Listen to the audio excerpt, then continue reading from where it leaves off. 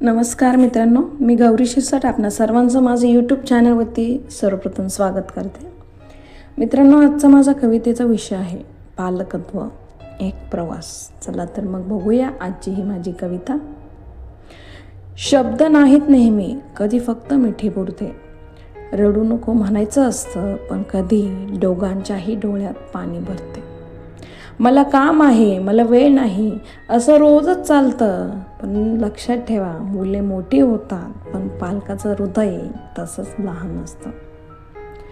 धावतं बालपण आणि आपण त्यामागे श्वास सावरत पळतो.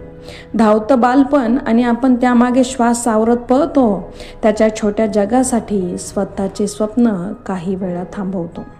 हे दे, ते दे, वेळ सोडून सगळं काही द्यायचं असतं. पण मुलं मोठी होतात, पालकाचं हृदय तसंच लहान असतं. कधी राग येतो, कधी संयम हरवतो.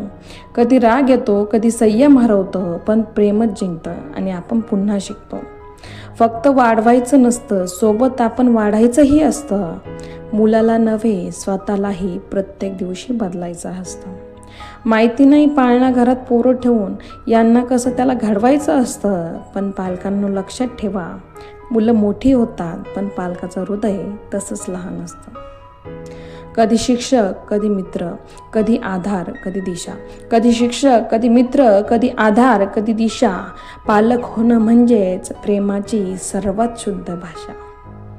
आयुष्य व्यस्त असलं तरी काही क्षण थांबवा. आयुष्य व्यस्त असलं तरी काही क्षण थांबवा. त्या लहान चिमुकल्याच्या मनासारखं स्वतःला कधीतरी वागवा. नुसतंच ती तुझी आई, मी तुझा बाबा असं म्हणून चालणार नाही. एकदा वेळ गेल्यानंतर ही प्रेमाची भाषा त्या मुलांनाही कळणार नाही. मग तेही काही दिवसांनी म्हणतील की मी तुझा मुलगा आहे, मला वेळ नाही. म्हातारपणी मग तेच आपलं मन दारात बसून त्यांचीच वाट पाहत राहील.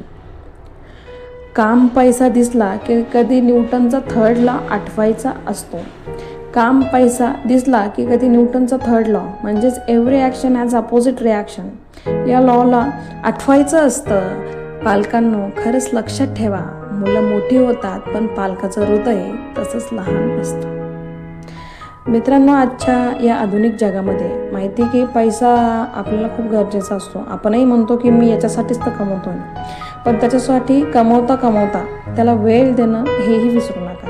कारण की आपलं मन आपल्या मुलांकडून आजही तेवढंच अपेक्षा आहे आणि मोठ्यापणी तेवढंच अपेक्षा आपल्याला त्यांच्याकडून असणार आहे. मग जर तुमच्या अपेक्षा तुम्हाला वाटत असेल की त्यांनी आपल्या म्हातारपणात पूर्ण कराव्यात, तर आज त्यांच्याही काही अपेक्षा तुम्ही पूर्ण करा.